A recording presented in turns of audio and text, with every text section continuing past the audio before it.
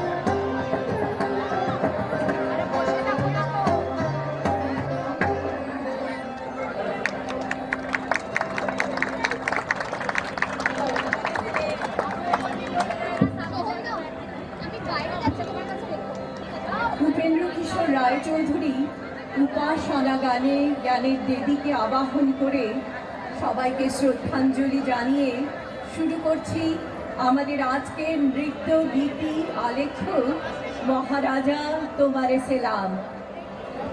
উপেন্দ্র কিশোর রায় চৌধুরী, পূর্ব নাম কামদা রঞ্জন রায়। সেই মহিরুহ যেখান থেকে সুকুমার রায় এবং সত্যজিৎ রায়ের মতো বহুমুখী প্রতিভার আবির্ভাব। উপেন্দ্র কিশোর, সুকুমার এবং সত্যজিৎ তিন প্রজন্মের এমন উজ্জ্বল উপস্থিতি বঙ্গ সমাজে তো বটেই, ভারত জুড়ে এবং সারা বিশ্বের নানা ক্ষেত্রে আলোড়ন ফেলেছিল। আজ আমরা আমাদের শ্রদ্ধাঞ্জলি নিবেদন করব গানের মধ্যে, নৃত্যের মধ্যে, আবৃত্তির মধ্যে এবং যন্ত্রানুষঙ্গে সেই তিন প্রজন্মকে। উপেন্দ্র কিশোর রায়চৌধুরী বিলেত থেকে অত্যাধুনিক মুদ্রণের নানা সরঞ্জাম নিয়ে বাড়িতেই প্রেস তৈরি করেন। এখান থেকে প্রকাশিত হয় সন্দেশ পত্রিকা। সন্দেশ পত্রিকা উপেন্দ্র কিশোর শুরু করেন, যা পরে পুত্র সুকুমার রায় ও পৌত্র সত্যজিৎ রায় সম্পাদনা করেন। গুপি গাইন বাঘা বাইন চুনচুনির বই সাহিত্যিক উপেন্দ্র কিশোরের অমর সৃষ্টি। গুপি গাইন বাঘা বাইন উপেন্দ্র কিশোর রায়চৌধুরী রচিত একটি রূপকথার গল্প। গল্পের দুই নায়ক গুপি ও বাঘা সঙ্গীতের অনুরক্ত, অথচ সাংগীতিক প্রতিভাবিহীন। আমাদের মতো কতই না জন আছে এই গুপি বাঘার মতো। তা যাক, এই সঙ্গীতের অনুরাগী জীবনের রসদ যোগায়। গুপি গাইন বাঘা বাইন বিশ্ববিখ্যাত চলচ্চিত্রকার সত্যজিৎ রায় দ্বারা পরিচালিত এবং বাংলা ভাষার প্রথম সুপারহিরো চলচ্চিত্র। সত্যজিৎ স্বয়ং এর চিত্রনাট্য রচনা এবং সঙ্গীত পরিচালনা করেছেন। সত্যজিৎ রচিত গুপি বাঘার চোখে চলুন দেখি তার গানে জগৎ দর্শন। দেখরে নয়ন মেলে জগতেরও বাহার।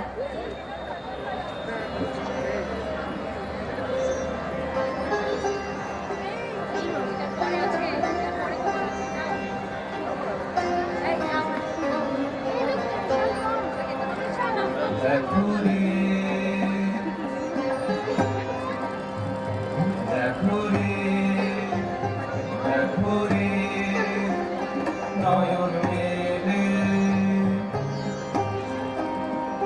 দেখো রে, নয়ন মেলে জগতের বাহার।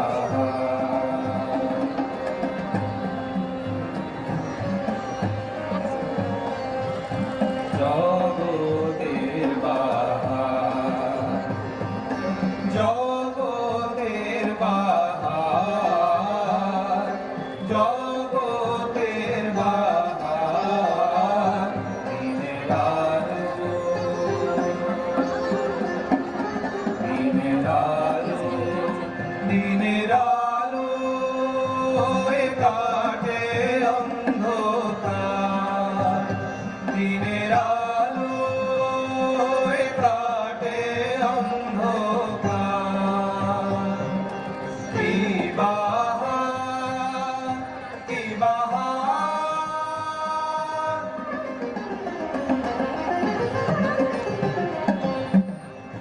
দিনের আলো এ কাটে অন্ধকার।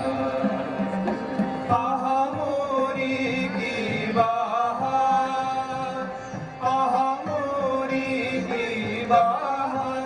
কি বাহার, কি বাহার, কি বাহার, কি বাহার, কি বাহার। দিনের আলো এ কাটে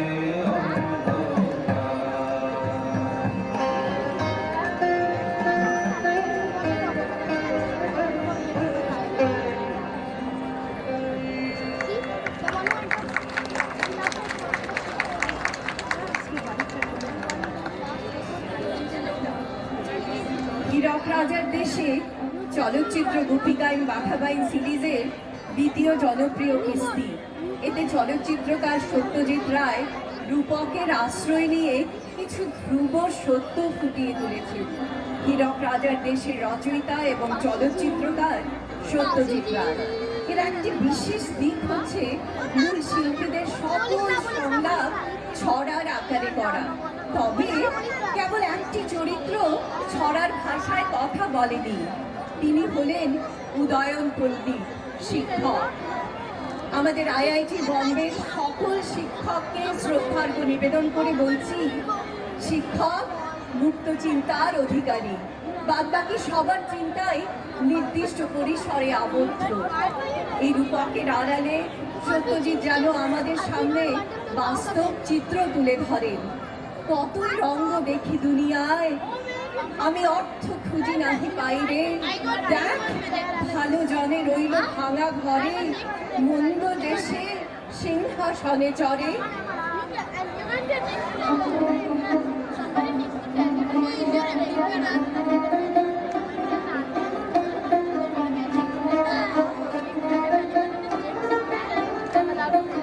কতই রং দেখি দুনিয়া, ও ভাই রে ও ভাই, কতই রং দেখি দুনিয়া। আমি যেই দিকেতে যাই দেখে অবাক বনে যাই, আমি যেই দিকেতে যাই দেখে অবাক বনে যাই। আমি অর্থ কোনো খুঁজে নাহি পাই রে, ও ভাই অর্থ কোনো খুঁজে নাহি পাই রে। ভাই রে ভাই রে, কতই রং দেখি দুনিয়া, ও ভাই রে ও ভাই, কতই রং দেখি দুনিয়া।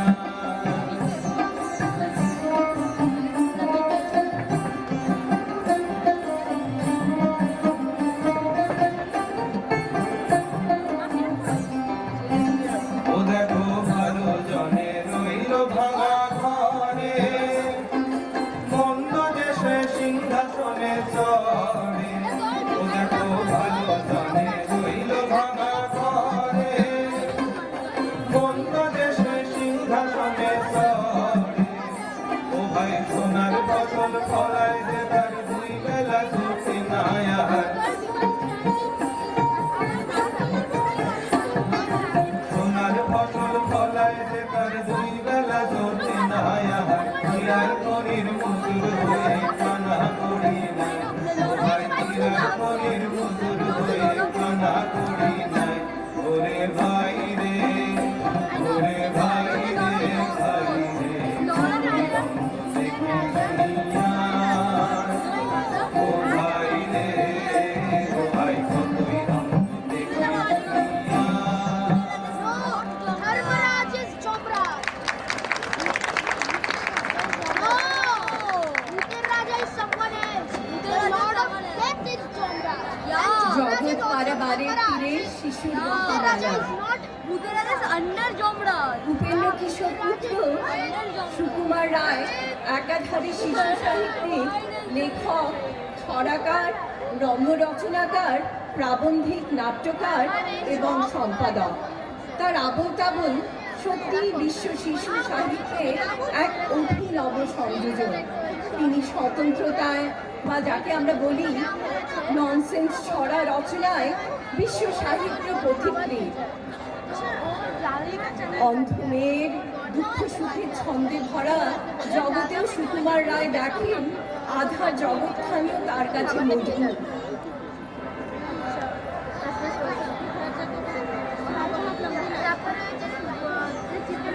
গভীর কালো মেঘের পরে রঙিন ধনু বাঁকা, রঙের তুলি বুলিয়ে মেঘে খিলান যেন আঁকা।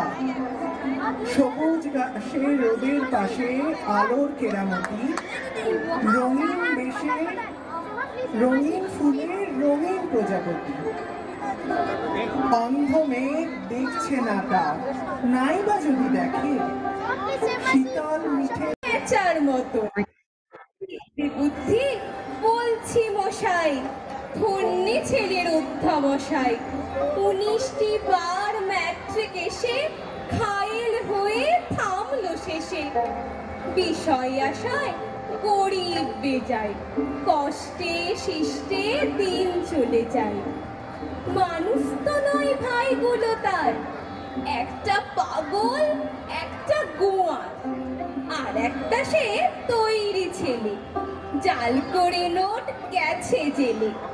কনিষ্ঠটি তবলা বাজায়, যাত্রা দলে 5 টাকা পায়। গঙ্গারাম তো কেবল ভোগে পিলের জ্বর আর পাণ্ডু রোগে, কিন্তু তারা উচ্চ ঘর, কংস রাজার বংশধর। শ্যামলাহিরি বনগ্রামে কি যেন হয় গঙ্গারামে। যা হোক, এবার পাত্র পেলে, এমন কি আর মন্দ ছেলে। আবারও সুকুমার রায়ের কলমে মেঘমুলুকে রামধনুর আবছায়াতে চলুন তান ধরে কণ্ঠপুরে।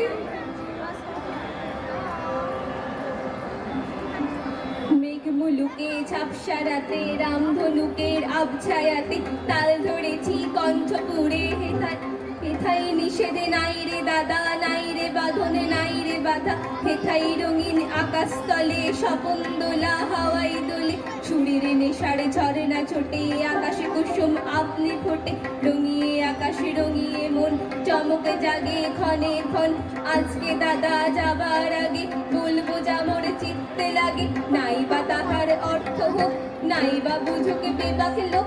আপনাকে আজ আপন হাতে ভাসিয়ে দিলাম খেয়াল স্রোতে।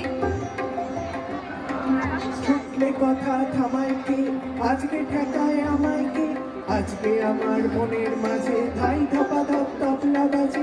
রাম খটা খট খেচান খ্যাচ, কথায় কাটে কথার প্যাচ। আলোয় ঢাকা অন্ধকার, ঘন্টা বাজে গন্ধে তার। গোপন প্রাণে স্বপন দূত, মঞ্চে নাচেন পঞ্চভূত। হ্যাংলা হাতি চ্যাংদোলা, শূন্যে তাদের ঠ্যাং তোলা। মক্ষী রানী পক্ষীরাজ, দোষী ছেলে লক্ষ্মী আজ। আদিম কালের চাঁদিন হিম, তোড়ায় বাঁধা ঘোড়ার ডিম। ঘনিয়ে এলো ঘুমের ঘোর, গানের কালা সাঙ্গ মোর।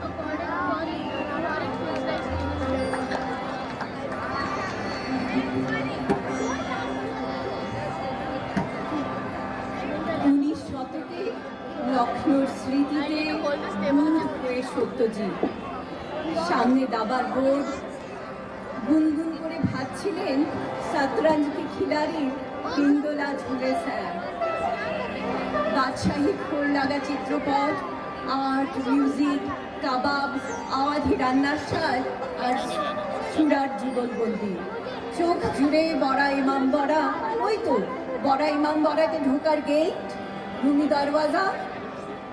নবাবের শহরে অমিতাভের ধারা বর্ণনা, মুন্সি প্রেমচন্দ্রের লেখা উর্দু গল্প শতরঞ্জ কি বাজি যেন চলচ্চিত্রকার সত্যজিতের মুন্সিয়ানায় তৎকালীন সমাজের রাজনীতি, আচার অনুষ্ঠান, আওয়াজের সুর, তাল, লয় মুক্ত এই ছবিতে। শেষ নবাব ওয়াজিদ আলী শাহ ব্রিটিশের কাছে রাজ্য হারিয়ে নির্বাসিত। ওয়াজিদ আলী শাহ কবিতা লেখেন, গান বাঁধেন, চারুকলা শিল্পকলার প্রকৃত সমজদার, খাদ্যরসিক। এই ব্যতিক্রমী চরিত্রের পাশাপাশি অন্য সব চরিত্রগুলোও যেন বর্ণময়। দাবার বোর্ডে বুঁদ হয়ে থাকেন দুই অভিজাত পুরুষ, বাইরের পরিস্থিতি সম্পর্কে পুরোপুরি অজ্ঞ। ওয়াজিদ আলী শাহ ভালো গাইতেন। খুঁজে খুঁজে সত্যজিৎ পৌঁছে গেলেন ওয়াজিদ আলী শাহর দরবারে দুর্গা প্রসাদ ঠাকুরের উত্তরসূরি পণ্ডিত বিজ্জু মহারাজের কাছে। লক্ষ্ণৌ ঘরানার কথকের এক অদ্বিতীয় শিল্পী পণ্ডিত বিজ্জু মহারাজ। নবাব ওয়াজিদ আলী শাহ তার থেকে বেশি অনুভব করতে পারবে কে? সত্যজিতের অনুরোধে পণ্ডিত বিরজু মহারাজ সানন্দে রাজি হয়ে গেলেন গান ও নাচের দায়িত্ব নিতে। সখীদের নিয়ে কৃষ্ণলীলার নৃত্যাভিনয় নবাবের খুব পছন্দের ছিল।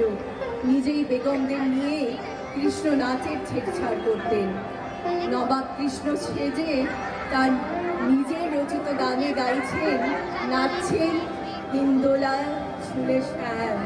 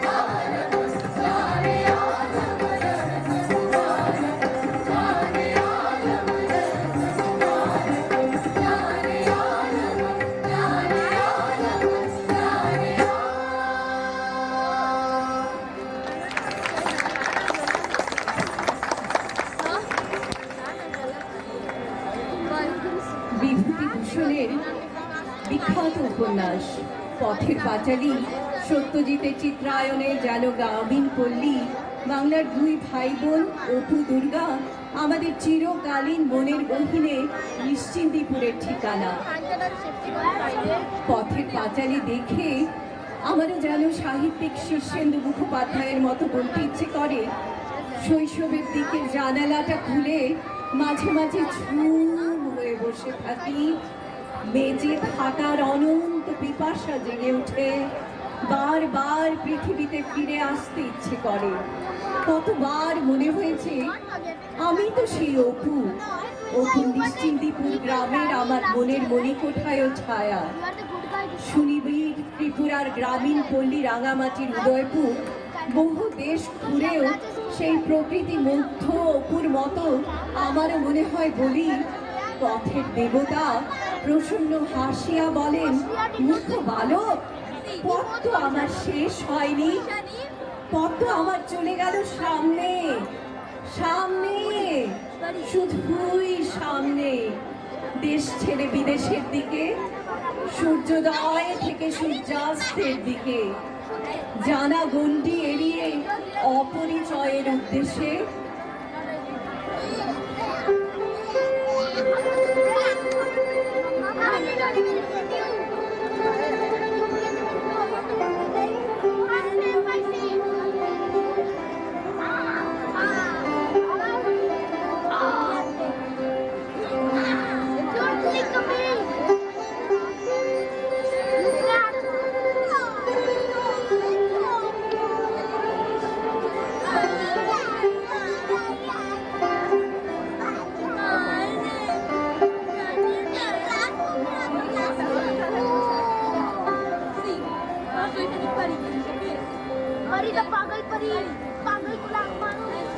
শিশু সাহিত্যে অসামান্য অবদান রেখে গেছেন উপেন্দ্র কিশোর এবং সুকুমার রায়, আর সেই ধারার উত্তরসূরি সত্যজিতের লেখনীয়। কই আমরা তো কতবার ফেলুদার শঙ্কু নিয়ে পুরো দুপুর কাটিয়েছি। সত্যজিৎ রায় এক কিংবদন্তি, যিনি বিংশ শতাব্দীর অন্যতম শ্রেষ্ঠ চলচ্চিত্রকারের খ্যাতি অর্জন করেন বিশ্ব দরবারে। সত্যজিতের অস্কার প্রাপ্তি বাংলা চলচ্চিত্রকে জগৎ সভায় শ্রেষ্ঠ আসন দিয়েছে। গুপি গাইন বাঘা বাইনে সত্যজিতের রচিত সেই বিখ্যাত গান মহারাজা তোমারে সেলাম যেন আমাদের হৃদয়ের চিরন্তন শ্রদ্ধার্ঘ এই 3 প্রজন্মের বহুমুখী প্রতিভাদের উদ্দেশ্যে। মহারাজা তোমারে সেলাম, মোরা বাংলাদেশের থেকে এলাম, মোরা সাদা সিধা মাটির মানুষ, রাজা উঁচা নিচা ছোট বড় সমান, মহারাজা মোরা এই ভাষাতেই করি গান। আহা কি আনন্দ আকাশে বাতাসে, পুরনো দিনের কথা আসে, মনে আসে ফিরে আসে, মহারাজা তোমারে সেলাম।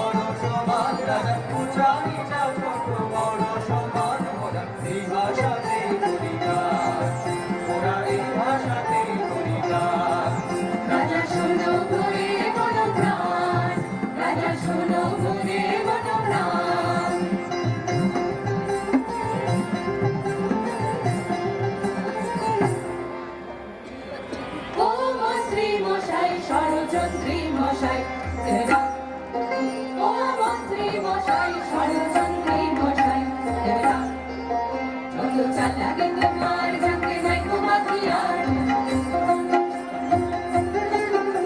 যুগের গানি সাজানি সবে খা কিছু খা দেবে খা Gopi maga, gopi maga, gopi maga, gopi maga.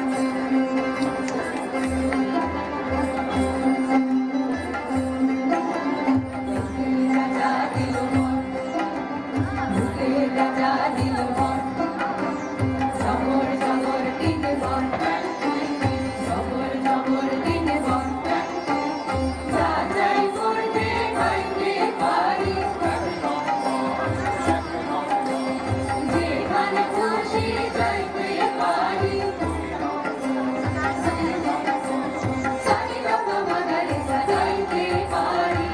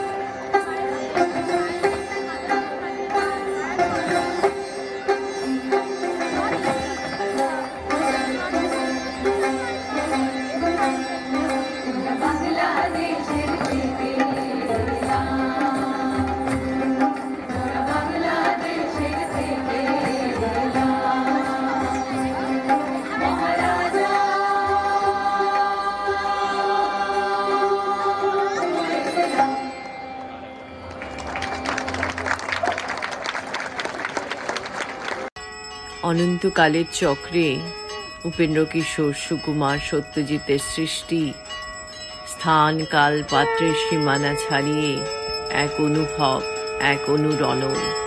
কখনো লখনৌর নবাবী দরবার, তো কখনো অপু দুর্গার নিশ্চিন্দিপুর। পাওয়াই লেক পেরিয়ে গেল, রিয়ার ভিউ মিরারি আইআইটি বম্বে পায়ে পায়ে আবছা হয়ে আসছে। বুকের ভিতর জেগে উঠছে নিশ্চিন্দিপুরের উষার আলো। ভৈরবীর সুর আসছে আলতো চরণ ফেলে। সেই ভোরের ভৈরবীতে পাতা আছে 3 স্রষ্টার শাশ্বত আসনখানি। সেখানে সৃষ্টি অজর অমর অক্ষয়। স্রষ্টার সৃষ্টির বিনাশ নেই, মহারাজা তোমারে সেলাম।